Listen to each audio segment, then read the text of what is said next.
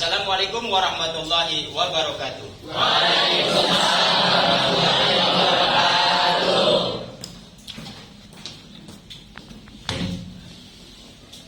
Siap. Sebelum kita mulai belajar, mari kita berdoa. Berdoa dimulai. Bismillahirrahmanirrahim. Raditu billahi rabban wa bil islami dinan wa bil muhammadin nabiyya wa rasulah. Rabbi zidni ilman warzuqni fahman. Amin ya rabbal alamin. Bagaimana kabarnya hari ini? Luar biasa. Mari bersama-sama kita berdoa semoga aktivitas kita pada pagi ini dapat berjalan dengan lancar dan sukses. Selanjutnya anak-anakku sekalian, sebelum kita mulai kita belajar pada pagi hari ini, Bapak akan mengabsen kehadiran siswa pada pagi hari ini di kelas 12 IPS 2. Hari ini lihat di teman kalian yang tidak hadir siapa?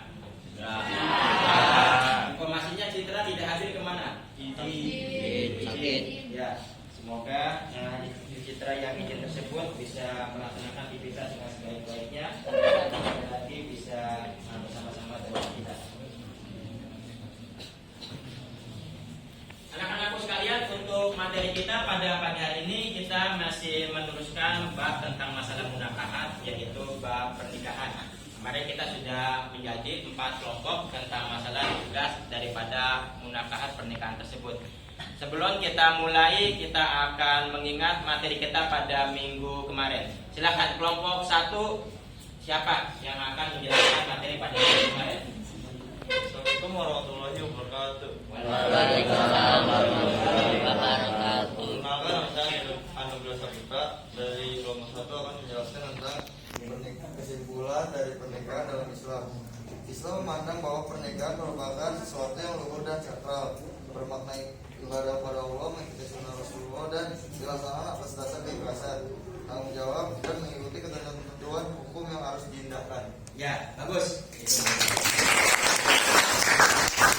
Untuk materi kita tentang masalah munakahat yang disampaikan oleh kelompok 1. Selanjutnya kelompok 2. Siapa yang akan menjelaskan?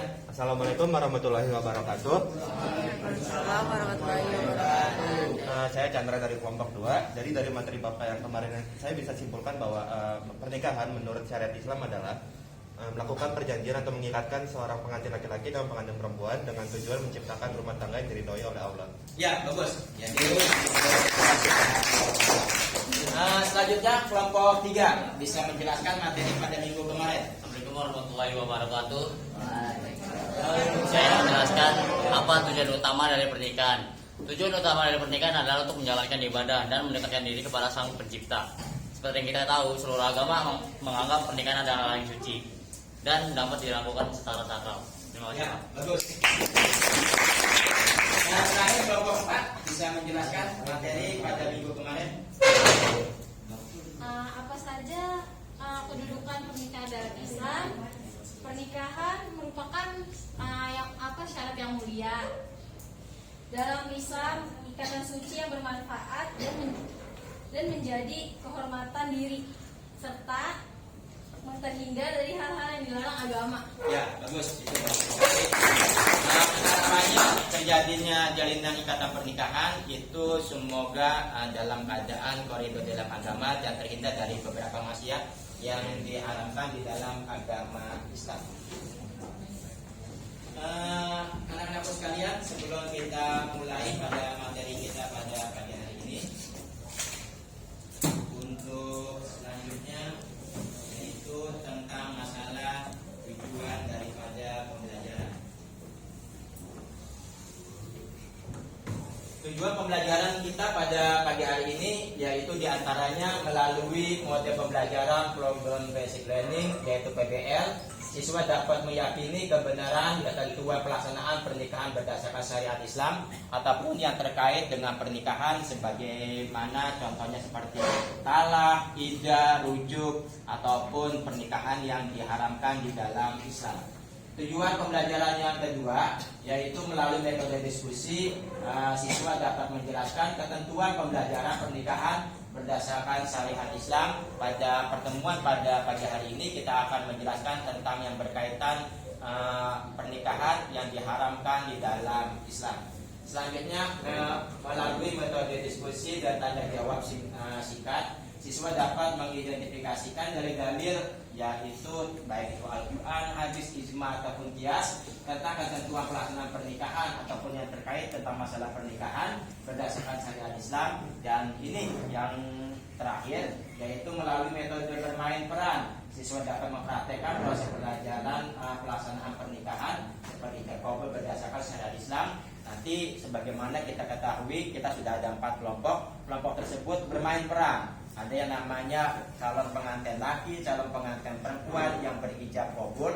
Tentu ada yang namanya wali serta yang namanya saksi. Sama-sama akhirnya sebelum kita melanjutkan, ini gambar yang pertama gambar apa ini? Ya, gambar lamaran.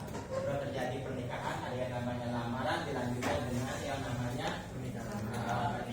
Setelah menikah, anugerah terindah yang Allah berikan kepada rumah tangga tersebut yaitu seorang bayi, darah daging penerus daripada cerita rumah tangga tersebut dan menjadi sebuah keluarga yang sakinah, yang mawadah, tentunya dibaluti dengan rahmat dari Allah Subhanahu wa taala. Dan selanjutnya mari sama-sama kita tadarus. Silakan untuk memimpin teman kita tadarus pada pagi hari ini. Yang baik mengikuti ya. Ya, silakan. A'udzu billahi minasyaitonir rajim. A'udzu billahi minasyaitonir rajim. Bismillahirrahmanirrahim.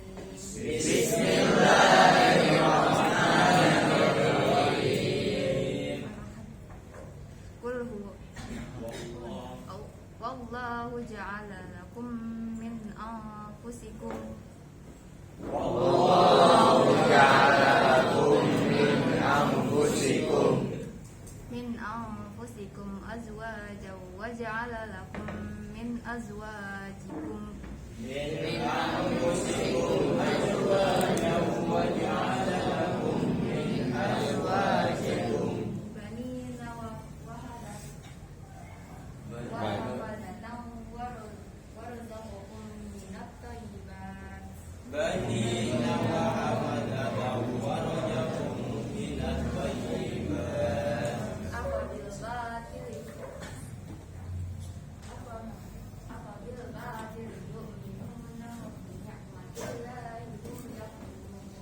apabil batil yu'minuna wa bi ni'matillahi hum yakfurun.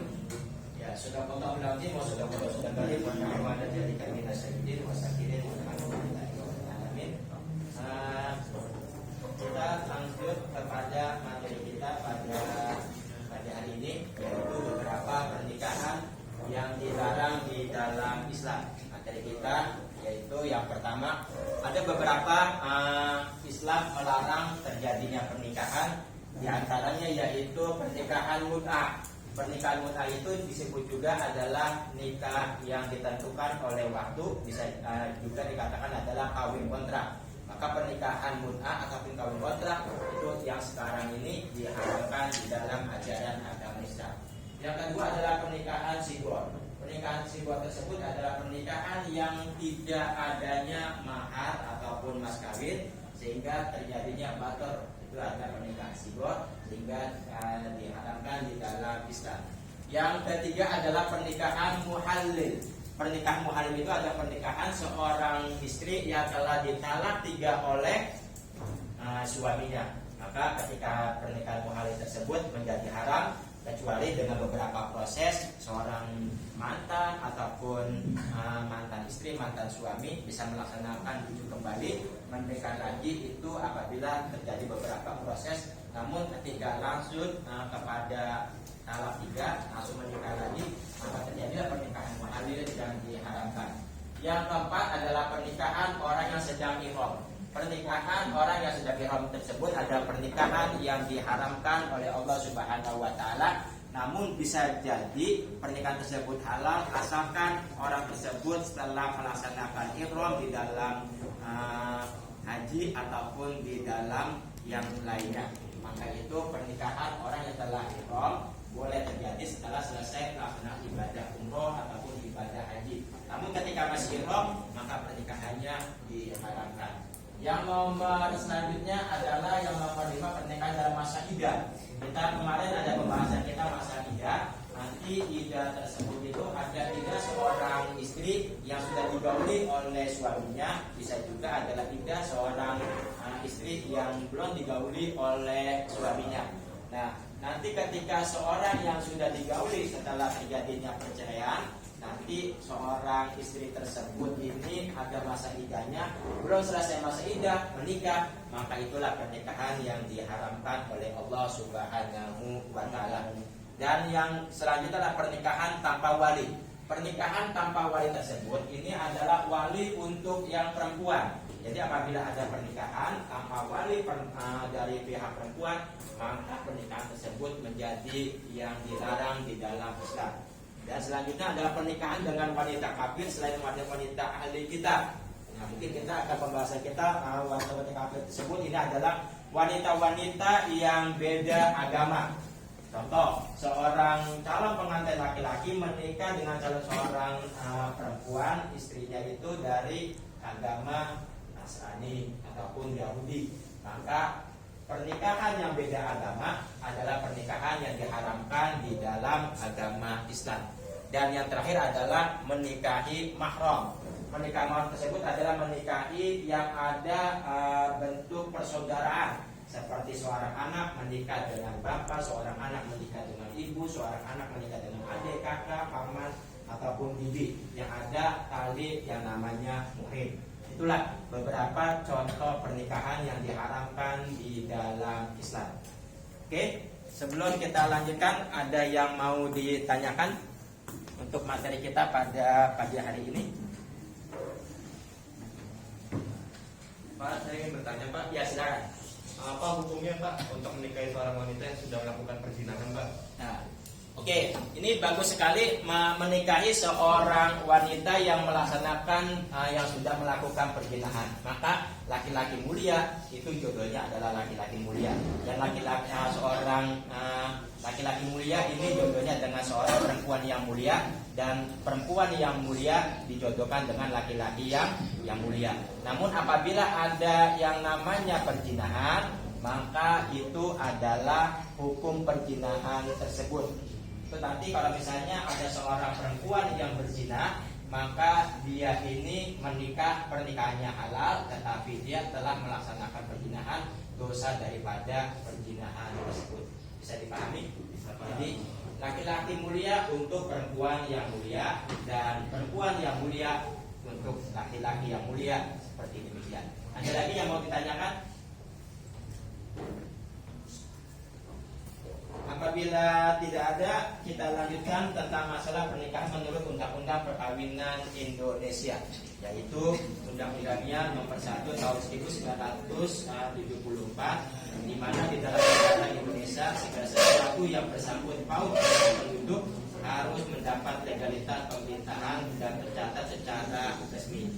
Oke, itu beberapa contoh materi kita pada pagi hari ini. Sebelum kita menyimak pembahasan kita, mari kita akhiri dengan bersama-sama kita berdoa. Silakan. Coba kelas kita mengirim doa sebagai penutup. Ya anak-anak, sebelum kita urusan yang pada hari ini, mari kita berdoa. Doa dimulai. Bismillahirrahmanirrahim.